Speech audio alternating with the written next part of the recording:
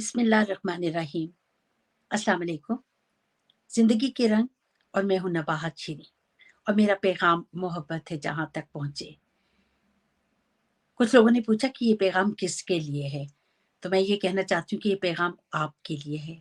मेरा ये पैगाम मोहब्बत का हर उस शख्स के लिए है जो ज़िंदगी में अमन चाहता है, जो अपने इर्द-गिर्द खूबसूरती देखना चाहता है, जो इस दुनिया को खूबसूरत बनाना चाहता है और इस दुनिया के रंगों को कुदरत का एक तोहफ़ा समझता है।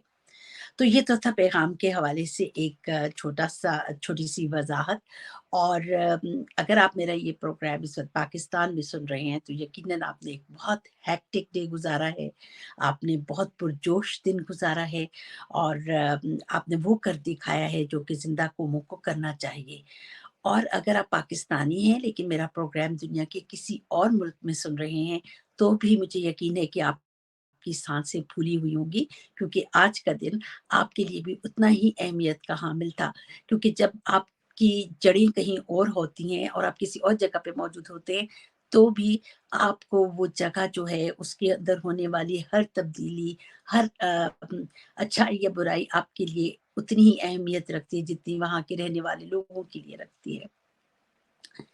और अगर आप मेरा ये प्रोग्राम सुन रहे हैं लेकिन आपका ताल्लुक पाकिस्तान से नहीं है, लेकिन आप उर्दू से मोहब्बत करते हैं, उर्दू को समझते हैं, तो भी मैं आपसे कहूँगी कि मेरे इस प्रोग्राम में आपके लिए भी सुनने के लिए और समझने के लिए बहुत कुछ होगा, तो मेरे साथ रहिएगा। प्रोग्राम के सेगमेंट्स होते हैं मेरे बेखबर। आज की खबर दिलचस्प भी है और आपके लिए शायद काफ़ी हैरानकुन भी होगी। और मेरे पास ज़ेर बहस मौज़ू में जो कि हम कुछ दिनों से बहस कर रहे हैं जिस मौज़ू को लेकर, उसके हवाले से एक कहानी है आपको सुनाने के लिए। तो मेरे साथ रहिएगा, हम उस कहानी को का तज्ज़िया करेंगे कि आखिर ज़िंदगी की ये कहानियाँ हमें क्या सबक देती हैं। और पैगाम मेरा किचन कैबिनेट का ये होगा अ, कि आप आज तवज्जो से अपना ये पैगाम सुन लीजिएगा, यकीनन आपके काम आएगा। प्रोग्राम को शुरू करती हूँ पहले सबसे बेखबर से। तो जनाब, आपने आज वोट डाला है। आपके अभी तक जो इर्द-गिर्द के हालात हैं वो आपको बहुत कुछ समझने और सोचने पर मजबूर कर रहे हैं, लेकिन शायद आपको इस खबर की खबर ना हो या आपने इससे सर्फ़े नज़र किया हो कि हिंदुस्तान में बरतानवी राज ने बहुत अरसे के बाद, अपने बरतानवी राज की इब्तिदा के 43 साल के बाद वोट का हक दिया था, और वो भी आम लोगों को नहीं। ये वोट का हक सिर्फ़ अमीरों को और ख़ास लोगों को था। तो आप बहुत खुशकिस्मत हैं कि आज अपने आज़ाद मुल्क में रहकर आप अपना ये हक अदा कर रहे हैं, अपना ये जो हक़ वोट है उसको इस्तेमाल कर रहे हैं। और ख़वातीन के हवाले से भी बहुत अरसे तक तगदो करने के बाद, ख़वातीन की तंज़ीमों की तरफ से बहुत ही मेहनत के बाद ये हक़ ख़वातीन को दिया गया। और डॉक्टर फ़ोरेस एक हिस्टोरियन हैं, वो लिखती हैं कि अ, तोजीह ये पेश की जाती थी कि ऐसी ख़वातीन को अगर वोट का हक़ दे दिया गया, तो इससे उनके शौहर और बच्चे नज़रअंदाज़ होंगे। तो अब आप सोचिए कि आज इस वक़्त पाकिस्तान में जिन ख़वातीन ने वोट का हक़ दिया है, वो कितनी तगो-दो जद्दोजहद के बाद इन हालात को पहुँच सकी हैं। तो अपनी इस खुशकिस्मती की हिफ़ाज़त कीजिए कि आज आप आज़ाद मुल्क में हैं, आप उस दौर में जी रहे हैं कि जब आपको ये तमाम हकूक़ हासिल हैं, जिनके लिए लोगों ने बहुत मेहनत की थी। और अब जनाब, ज़ेर बहस मौज़ू में जो मौज़ू आजकल मैं आपके साथ शेयर कर रही हूँ, वो ये है कि हम अपने रिश्तों को लेकर क्यों एक ऐसी ज़िंदगी गुज़ारते रहते हैं जिसमें खुशी नहीं होती, सब कॉम्प्रोमाइज़ होता है। हम अपने उन रिश्तों को जो बोझ बन जाते हैं, अपनी कमर पर लादे चले जाते हैं और ये नहीं सोचते कि अगर इन रिश्तों के बोझ से ना सिर्फ़ ये कि हमें नुकसान पहुँचा, बल्कि हमारे इर्द-गिर्द के लोगों को भी नुकसान पहुँचा, तो क्या ये सही होगा? तो इस हवाले से आज मुझे एक फ़ोन मौसूल हुआ। खातून मेरी बहुत पुरानी जानने वाली, जब मैं नई-नई यूके में आई थी तो उनसे मेरी मुलाकात हुई और उसके बाद ये रिश्ता हमारा काफ़ी अ, अच्छी दोस्ती में तब्दील हो गया। मैं उनके बहुत से हालात से वाक़िफ़ हूँ, लेकिन शायद मैं इतनी तफ़सील में कभी मेरी उनसे गुफ्तगू नहीं हुई इस सिलसिले में, क्योंकि मैं वैसे भी निजी मामलात को कुरेदना कुछ ज़्यादा अच्छा नहीं समझती, तो मैंने कभी उनकी निजी ज़िंदगी में मुदाख़लत नहीं की थी और कोई सवाल-जवाब नहीं किया था। लेकिन आज जब उन्होंने मुझे फ़ोन किया और उन्होंने अपनी स्टोरी मुझे सुनाई और उन्होंने मुझे कहा कि मैं जब ये प्रोग्राम आपका सुन रही थी, तो मुझे लगा कि ये बात तो आपने शायद मेरे हवाले से की है। तो मैंने उन्हें बताया कि नहीं, ये मौज़ू ऐसा है कि बहुत ही आजकल जिसे कहना चाहिए कि करंट अफ़ेयर का मौज़ू है, क्योंकि बहुत से ख़ानदानी रिश्ते जो हैं वो इन हालात का शिकार हो रहे हैं। बहरहाल मुझे मैं अपनी दोस्त का, उन खातून का नाम ना लेते हुए सिर्फ़ ये कहूँगी कि वो इस दौर की एक ऐसी बहादुर खातून है कि जिन्होंने एक बोल्ड स्टेप लिया।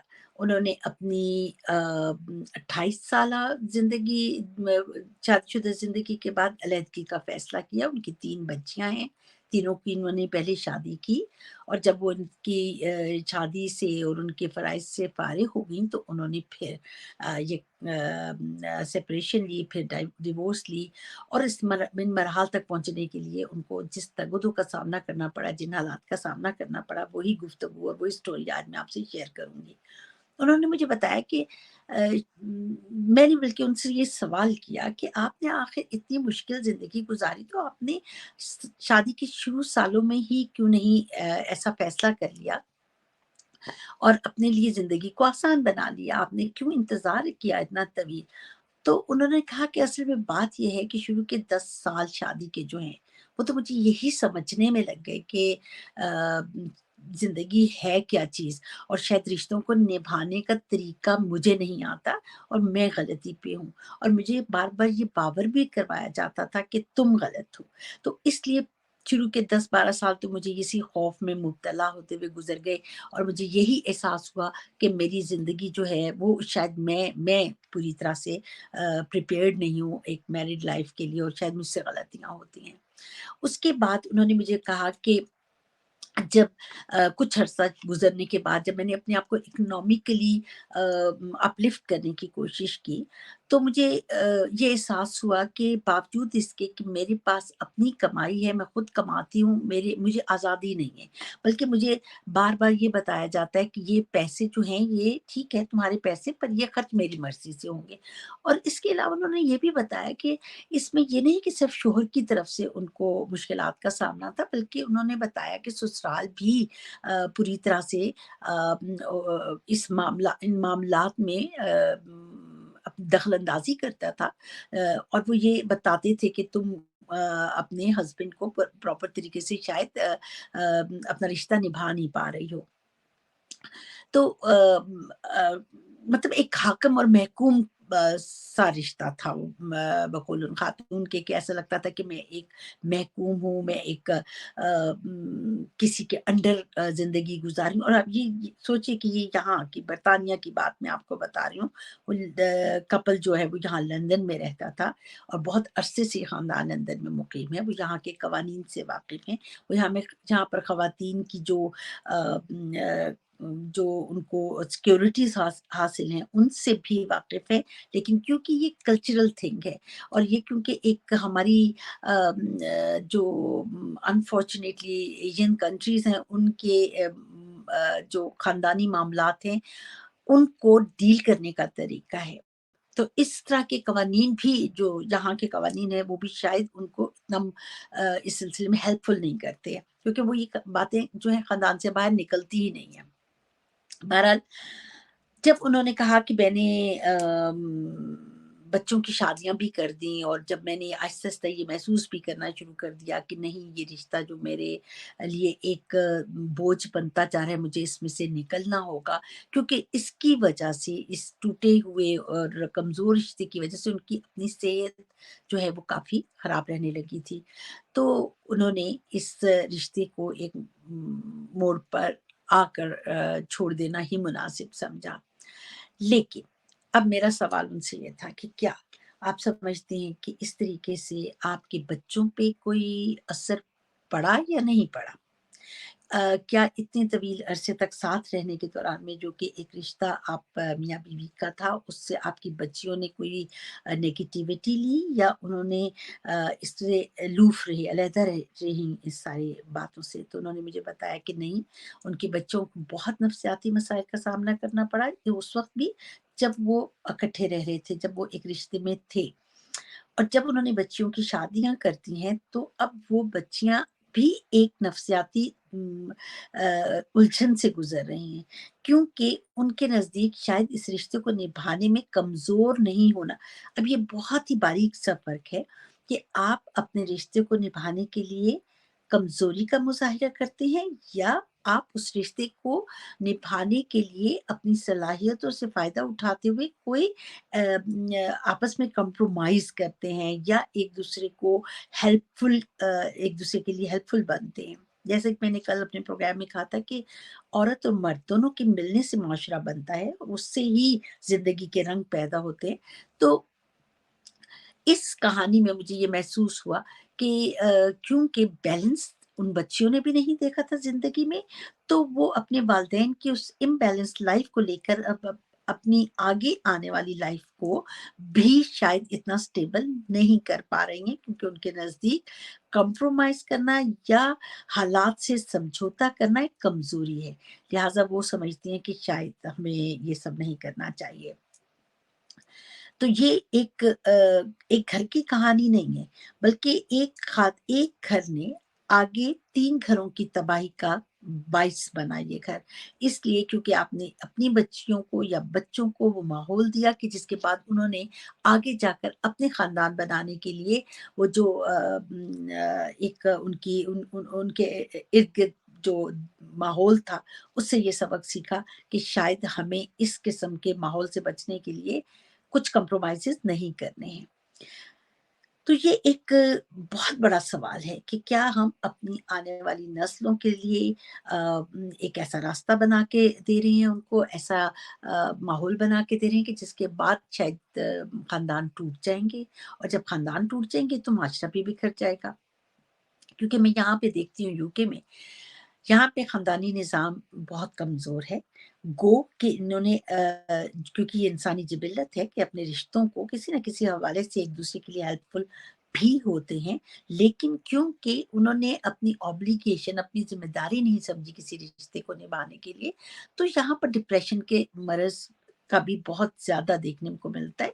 इसलिए क्योंकि लोगों को तन्हाई का शिकार हैं, लोगों को आपस में वो मोहब्बत, वो उनसियत एक-दूसरे से नहीं है, वो एतबार एक-दूसरे पे नहीं है कि जो हमारे यहाँ एशियन कल्चर में होता है। लेकिन अब हमारे एशियन कल्चर की प्रॉब्लम ये है कि हमारे घर में एक कपल किसको ये बताने के बजाय कि वो मोहब्बत से और आपस में एक-दूसरे के एहतराम के साथ कैसे रह सकते हैं, हमारी कोशिश ये होती है कि हम उनके लिए मुश्किलात पैदा करें। अगर तो आप ससुराल वाले हैं, लड़के वाले हैं, लड़के वालों की तरफ से ससुराल वाले हैं, तो आपकी कोशिश होगी कि आप अपनी बहू के लिए प्रॉब्लम्स बनाएँ। और अगर आप लड़की वाले हैं, तो आपका ख़्याल ये होगा कि हम अपनी लड़की को किसी भी तरीके से कमतर साबित ना करें, और उसके लिए एक ऐसा घर चुनें कि जो उसको हर किस्म की खुशियाँ दे, और एक आइडियल और एक उस तरह की सिचुएशन हो कि जिसमें उसको कुछ ना कॉम्प्रोमाइज़ करना पड़े या कुछ गिव नहीं करना पड़े, सिर्फ़ टेक वाला मामला रहे।